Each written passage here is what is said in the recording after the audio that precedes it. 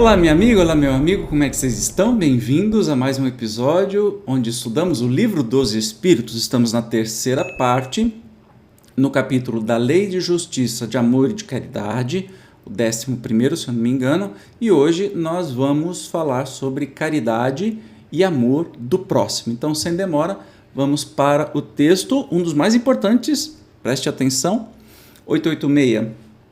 Qual o verdadeiro sentido da palavra caridade como entendia Jesus? Benevolência para com todos, indulgência para as imperfeições dos outros, perdão das ofensas. Eu vou repetir, porque isso tem que estar na nossa mente o tempo todo, na nossa consciência o tempo todo, e a gente vai ver a explicação aqui do Kardec, a explicação não, mas o acréscimo do Kardec. Benevolência para com todos, indulgência para as imperfeições dos outros e perdão das ofensas. Esse é o sentido da caridade, como entendia Jesus. A caridade não é simplesmente você dar a sopa no fim de semana e no resto da semana você não lutar por justiça social para que as pessoas tenham uma vida, no mínimo, igual à sua, né? Fazer com que a sociedade continue sendo injusta do jeito que é, aí você vai, entrega uma sopa e acha que está fazendo caridade. Não é bem isso. Vamos entender aí o que o Kardec nos acrescenta. O amor e a caridade são o complemento da lei de justiça, pois amar o próximo é fazer-lhe todo o bem que nos seja possível e que desejáramos nos fosse feito. Tal o sentido destas palavras de Jesus: amai-vos uns aos outros como irmãos. A caridade, segundo Jesus, não se restringe à esmola, abrange todas as relações em que nos achamos com os nossos semelhantes, sejam eles nossos inferiores, nossos iguais ou nossos superiores. Ela nos prescreve a indulgência, porque de indulgência precisamos nós mesmos, e nos proíbe que humilhemos os desafortunados, contrariamente ao que se costuma fazer. Apresente-se uma pessoa rica e todas as atenções e deferências lhe são dispensadas. Se for pobre, toda a gente como que entende que não precisa preocupar-se com ela. No entanto, quanto mais lastimosa seja a sua posição, tanto maior cuidado devemos pôr em lhe não aumentarmos o infortúnio pela humilhação. O homem verdadeiramente bom procura elevar, aos seus próprios olhos, aquele que lhe é inferior, diminuindo a distância que os separa. Bom, muito claro isso, né? O amor e a caridade são complementos da lei de justiça, né? Fazer ao outro aquilo que a gente gostaria que fosse feito para a gente mesmo. Então, a caridade, segundo Jesus, não se restringe à esmola, e sim abrange todas as relações com os nossos semelhantes, sejam inferiores, iguais ou superiores em diversos aspectos. Lembrando que todos somos iguais, fomos feitos do mesmo lodo, do mesmo limo por Deus, e todos somos iguais. Então, assim, prescreve indulgência, que a gente realmente precisa, né? Nos proíbe humilhar os desafortunados e que a gente realmente faça bem para o nosso coração, né? De coração para coração e não somente por aparência. Isso que a gente tem que sempre prestar atenção. Então, lembra, isso leva para a vida inteira. Vou ler de novo. Qual o verdadeiro sentido? Benevolência para com todos, indulgência para as imperfeições dos outros e perdão das ofensas. Legal? 887. Jesus também disse: amai mesmo os vossos inimigos. Ora, o amor aos inimigos não será contrário às nossas tendências naturais, e a inimizade não provirá de uma falta de simpatia entre os espíritos. Então, é Kardec questionando por que amar os inimigos. Olha o que os espíritos respondem. Certo, ninguém pode votar aos seus inimigos um amor terno e apaixonado. Não foi isso que Jesus entendeu de dizer. Amar os inimigos é perdoar-lhes e lhes retribuir o mal com o bem. O que assim procede se torna superior aos seus inimigos, ao passo que abaixo deles se coloca, se procura tomar vingança. Compreendeu o amar os vossos inimigos? Amar os inimigos não significa que você vai ser BFF, Best Friend Forever, amigos de infância dos seus inimigos, e vai ter que ter uma convivência forçada e esquecer tudo que foi feito e viver de beijinhos e abraços. Não é isso. né? E os espíritos dizem, não é devotar um amor terno e apaixonado, que não foi isso que Jesus quis dizer. Amar os inimigos é perdoar, é retribuir o mal com o bem, é não se vingar, entende? Simples. Será que é difícil? Não é difícil. Esse é o amar os vossos inimigos. Se não vira um negócio, a gente vê aí nos relatos dos espíritos, né? Vira um negócio sem fim, de vingança numa vida, na outra vida é outro que vinga, no outro que vinga, o outro que vinga, o outro que vinga, e fica um negócio assim que, qual é a justiça, né? Melhor é aquele que puder amar. Então, se você não consegue amar terna e apaixonadamente, mas que você ame perdoando, não significa esquecer. Quando a gente perdoa, não esquece. O que esquece chama Alzheimer. A gente pode perdoar e continuar lembrando pro resto da vida e escolher não conviver com aquela pessoa para não ter novos desafios, novos machucados. E tá tudo certo. Desde que você perdoe, não deseje o mal para aquela pessoa, nem busque nenhuma vingança. Isso é amar os nossos inimigos. Não é difícil, né? Vamos combinar que não é difícil. É um exercício. Que se deve pensar da esmola? A questão 888 nos traz. Condenando-se a pedir esmola, o homem se degrada física e moralmente, embrutece-se. Uma sociedade que se baseie na lei de Deus e na justiça deve prover a vida do fraco, sem que haja para ele humilhação. Deve assegurar a existência dos que não podem trabalhar, sem lhes deixar a vida à mercê do acaso e da boa vontade de alguns. Bom, as recomendações dos espíritos é aquilo que a gente entende. Nunca ninguém deveria precisar pedir esmola. Só que a gente vem numa sociedade que é tão podre, tão difícil, que nós vemos prefeituras, e aí, por exemplo, a Prefeitura de Rio Preto faz isso, coloca nas esquinas, não dê esmola, dê futuro. Fala isso para quem está passando fome? Você acha que quem está pedindo esmola é porque é vagabundo? É porque, eu não quero trabalhar, eu vou pedir esmola, porque pedir esmola é legal. Olha, eu vou ganhar um dinheirão pedindo esmola. Jura que você acha isso? Larga de ser hipócrita. Deixa de ser tonto, deixa de ser tonta. Jamais. Jamais. E esse negócio de proibir, né? O que prefeituras fazem, instituições, bancos e um monte de coisa, não dê esmola, dê futuro, isso tem um nome, chama porofobia, é ódio aos pobres. Quem está pedindo esmola está passando fome? Quem está passando fome precisa de comida, precisa do mínimo, não precisa de um futuro. O futuro vai acontecer com justiça social, então aí é um outro fator que você, além de fazer a sopa, você vai lutar para eleger políticos e exigir desses mesmos políticos que façam uma justiça social que dê o mínimo de dignidade para todas as pessoas. Não importa se essa pessoa resolver não ter filho, ter 1, 2 ou ter 15. O problema é dessa pessoa. O Estado, a nossa Constituição Cidadã, né, do Brasil, nos obriga, infelizmente os governantes não seguem isso e deviam ser presos por isso, mas assim, nos obriga a dar o futuro. E aí, dar condição mínima para as pessoas. E aí a gente vê aqui, né, a resposta dos espíritos, uma sociedade que se baseie na lei de Deus e na justiça deve prover a vida do fraco sem que haja para ele humilhação, deve assegurar a existência dos que não podem trabalhar sem lhes deixar a vida à mercê do acaso e da boa vontade de alguns. Portanto, quanto mais pessoas pedindo esmola na rua, quanto mais pessoas morando na rua, não morando em situação de rua, porque rua não é casa de ninguém, mais vergonhosa é a situação do país, de todos nós. Mais vergonha todos nós temos que sentir, começando de cada um de nós, se estendendo aos políticos, às empresas, etc. Enquanto tiver uma pessoa no meio da rua, dormindo no meio da rua, vergonha nossa, que a gente não conseguiu fazer o mínimo, que é assegurar aquela pessoa que tenha o mínimo de dignidade, o mínimo de dignidade. E os espíritos estão dizendo isso lá em 1857. Então não é invenção nossa. Por uma bondade divina, a nossa Constituição também diz isso.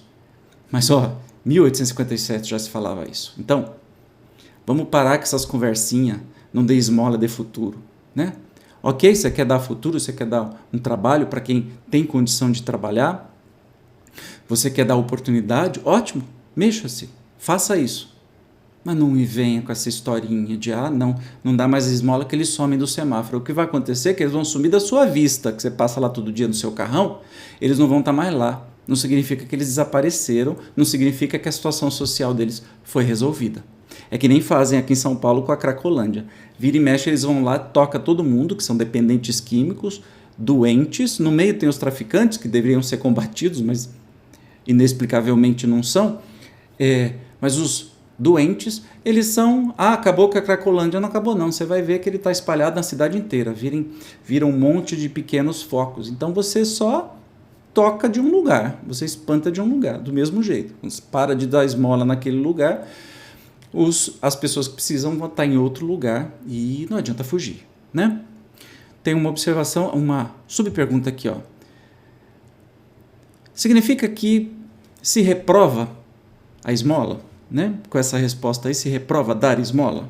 Não, o que merece reprovação não é a esmola, mas a maneira por que habitualmente é dada. O homem de bem, que compreende a caridade de acordo com Jesus, vai ao encontro do desgraçado, sem esperar que este lhe estenda a mão. A verdadeira caridade é sempre bondosa e benévola, está tanto no ato, como na maneira por que é praticado.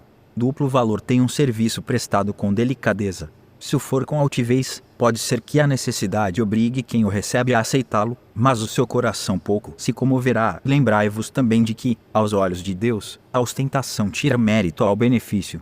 Disse Jesus: ignore a vossa mão esquerda o que a direita der. Por essa forma, ele vos ensinou a não tisnardes a caridade com orgulho. Deve-se distinguir a esmola, propriamente dita, da beneficência. Nem sempre o mais necessitado é o que pede. O temor de uma humilhação detém o verdadeiro pobre, que muita vez sofre sem se queixar. A esse é que o homem verdadeiramente humano sabe ir procurar, sem ostentação. Amai-vos uns aos outros, eis toda a lei, lei divina, mediante a qual governa Deus os mundos. O amor é a lei de atração para os seres vivos e organizados. A atração é a lei de amor para a matéria inorgânica. Antes de continuar essa resposta fantástica, que a gente entenda que não é errado dar a esmola, o que é errado é o jeito de dar a esmola com superioridade, né? Pessoa nenhuma gosta de ser ajudada e cobrada. Inclusive, eu desaconselho absurdamente casas espíritas que vivem fazendo fotos do dia de distribuição da cesta básica. Gente, desculpa, se eu, por precisão, né, eu precisaria receber uma cesta básica, eu não gostaria de ser humilhado ou ser retratado e nas redes sociais aparecer minha cara como estou aqui precisando de uma cesta básica. Isso é humilhação. Então, assim, você quer fazer a caridade? Faça, mas que nem Jesus disse que a sua mão direita não sabe o que a esquerda fez. Não é fazer caridade com uma mão com o celular tirando selfie na outra, né? Então, assim, é essencial que tenha, né? Dê esmola, dê o que pode, dê uma marmita de uma comida saudável para uma pessoa que está em situação de rua, por exemplo, mas não a humilhe, não o humilhe. Uma referência que nós temos, para mim, se eu acreditasse em santos, eu diria que é um santo vivo, que é o Padre Júlio Lancelotti, da comunidade São Miguel Arcanjo, aqui de São Paulo. Ele entende sobremaneira as pessoas em condição de rua, que diz assim: eles não são nem melhores nem piores do que todos nós, simplesmente são pessoas. Portanto, merecem ser tratados com respeito que pessoas merecem, nem como anjos, nem como demônios, como pessoas. E, quando ele vai distribuir, por exemplo, roupas íntimas, cuecas, calcinhas, ou escova de dente, ou sabonete, mas mais escova de dente, outros itens de higiene, porque assim, não só comida, precisa quem está na rua e está sem nada, então o mínimo, né, de higiene, ele leva opções para a pessoa escolher. Porque essas pessoas, primeiro, são invisíveis para o mundo. Todo mundo passa, finge que não existe, parece que é uma pedra lá. Experimenta fazer um teste quando você passar e ver uma pessoa em condição de rua, dá bom dia, boa tarde, boa noite para ele. Você vai se surpreender com o tamanho do sorriso, porque para essa pessoa, que é invisível para a sociedade, simplesmente receber o olhar e o carinho de um estranho é algo assim inacreditável, que para a gente pode parecer banal, mas para eles é algo assim que eles ganham o dia, né? e ter essa compaixão de tratá-los como iguais. Você e eu poderíamos estar naquele lugar. Entende? Não somos nem mais nem menos. Somos iguais. Então que a gente possa tratar. Então não tem nada de errado em fazer a caridade. Mas é o jeito que se faz. Sem soberba. Sem se sentir... Olha como eu sou maravilhoso. Estou fazendo caridade. Estou ajudando este pobre. Gente, não, né? Melhor não fazer, porque acho que você ganha mais. Continuando aqui dessa mensagem, essa resposta que é de São Vicente de Paulo. Não esqueçais nunca que o espírito, qualquer que seja o grau de seu adiantamento, sua situação como reencarnado, ou na erraticidade, está sempre colocado entre um superior, que o guia e aperfeiçoa, e um inferior, para com o qual tem que cumprir esses mesmos deveres. Sede, pois, caridosos, praticando, não só a caridade que vos faz dar friamente o óbolo que tirais do bolso ao que vo-lo ousa pedir, mas a que vos leve ao encontro das misérias ocultas. Sede indulgentes com os defeitos dos vossos semelhantes. Em vez de votardes desprezo à ignorância e ao vício, instruí os ignorantes e moralizai os viciados. Sede brandos e benevolentes para com tudo que vos seja inferior. Sede para com os seres mais ínfimos da criação e tereis obedecido à lei de Deus. São Vicente de Paulo. Então, assim, ele diz até mais, né? Indulgentes com os semelhantes. Porque muita gente fala assim, não ajuda não, porque essa pessoa vai pegar o dinheiro para beber pinga. Ou para se drogar. Eu tive uma situação antes de ontem, nesse sentido. Olha, se naquele momento... Esta pessoa que é um dependente químico, ou seja, uma pessoa que tem um problema de saúde e não de caráter, ele não faz porque ele quer, ele faz porque ele é viciado. Se naquele momento, aquele dinheirinho que você deu, ele vai comprar a droga para se satisfazer, é uma necessidade básica, assim como a comida. Às vezes, muitos precisam mais da droga do que da comida. É horrível, eu sei que é, mas essa indulgência, esse olhar carinhoso para o outro, entendendo o seu problema, que força este drogado vai ter, este adicto vai ter, para se libertar do álcool, da droga, de drogas pesadas e fortes, só porque você deu um dinheirinho para ele. Não é arrogância sua? Não seria arrogância minha? Achar que não, esse dinheiro só pode ser usado para comida, porque imagina, se ele for comprar uma pinga, então eu não vou dar dinheiro. Ora, mas é uma necessidade daquela hora, do corpo, mais do que a fome. Já parou para pensar? Se colocar no lugar do outro para entender as suas necessidades e por que eles agem assim? Ele não está fazendo mal algum a não ser para si próprio e vai precisar de muita ajuda. De pessoas, de clínicas, de médicos e de outras coisas. Não do nosso julgamento. Para finalizar hoje, a pergunta 889. Não há homens que se veem condenados a mendigar por culpa sua? Nossa, essa pergunta é sensacional. A resposta. Sem dúvida, mas, se uma boa educação moral lhes houvera ensinado a praticar a lei de Deus, não teriam caído nos excessos causadores da sua perdição. Disso, sobretudo, é que depende a melhoria do vosso planeta. Aquele que não tiver um pecado que atire a primeira pedra, aquele que não fez nenhuma besteira, que atire a primeira pedra. E todos foram embora, né? Com o rabinho entre as pernas. Pois é, gente. A pessoa está naquela situação por culpa própria. Entrou na droga porque quis. Está na rua porque quer. Será? Cadê a indulgência? A verdadeira caridade, né? Cadê a indulgência? Não adianta ser bonzinho ou parecer bonzinho e criticar. A pessoa está passando fome, mas também tem 10 filhos, né? Então, você foi conversar? Geralmente são adolescentes que têm crianças, então assim, é uma adolescente mais 3 crianças. Você já foi conversar? Ok, no primeiro momento até nos deixa indignados e tudo mais, mas qual a razão daquilo acontecer? Você vai saber se não foi por estupro do próprio pai, padrasto, do vô, de alguém da família que começou essa história? Você vai saber qual a educação que essa pessoa recebeu, Como que você vai saber? Como que você vai saber as dores que ela sente? Para sair julgando. Ah, a Bolsa Família é para sustentar vagabundo. Jura? Começa tudo de novo, reformule seu pensamento egoísta, porque é mais fácil você falar isso, aí te exime a responsabilidade de lutar por justiça social para que aquilo não aconteça. Então, assim, o que está errado, culpa sua, culpa minha, responsabilidade de toda a sociedade. O que a gente faz? A gente bota um defeito e tira de vista. Isso é fácil. Se revoar, mas também, olha, porque eu trabalhei desde criança.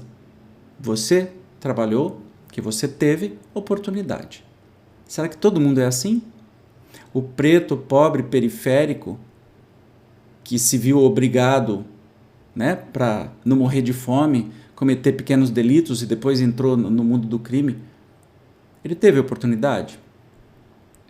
Ah, então você quer dizer que todos os bandidos são bonzinhos? Não quero dizer nada. Quero dizer que cada um vai responder pelos próprios atos. Mas assim, enxergue o outro com indulgência. Enxergue o outro como a si mesmo.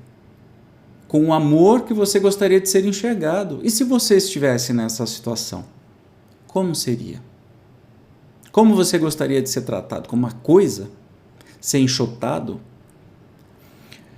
A muito custo você está morando na rua, porque o preço de aluguel é um absurdo, você não consegue ter uma casa, mas você tem até o teu emprego, você consegue um dinheirinho para se alimentar os filhos, e de repente você vê o rapa da prefeitura aparecer do nada e roubar a sua barraca, onde você tem um sustento contra o frio, a levar embora o seu colchão, o seu travesseiro, as suas coisinhas que você juntou com muito sacrifício.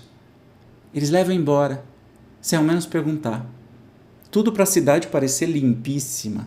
Não tem morador de rua aqui, porque eu levo tudo deles o tempo todo. Isso chama rapa, que são o pessoal da prefeitura, que geralmente das grandes cidades faz isso. Para limpar, né? Você tira as coisas das pessoas, elas são obrigadas a circular e ir para outro canto. Então, você acha isso certo? Que sociedade é essa que nos tornamos? Não, né? Podemos fazer mais, podemos fazer melhor. Primeiro, nos colocando no lugar do outro, como Jesus disse. Tem muita gente que não sai de igreja, fica repetindo, feito papagaio, as palavras de Jesus, mas não sequer consegue viver num reles pensamento, por mais rápido que seja. Não vive, portanto não serve de nada. Hipocrisia puro. Do mesmo jeito que Jesus criticava os religiosos da época, que eram hipócritas. Falavam uma coisa e agiam completamente ao contrário. Será que nós estamos fazendo isso? Que a gente possa refletir. No próximo episódio nós teremos amor materno e filial ainda neste capítulo. Eu te espero como sempre. Obrigado pela sua presença e por permanecer até aqui. Deixa aí nos comentários o que você achou de hoje. Até o próximo. Tchau.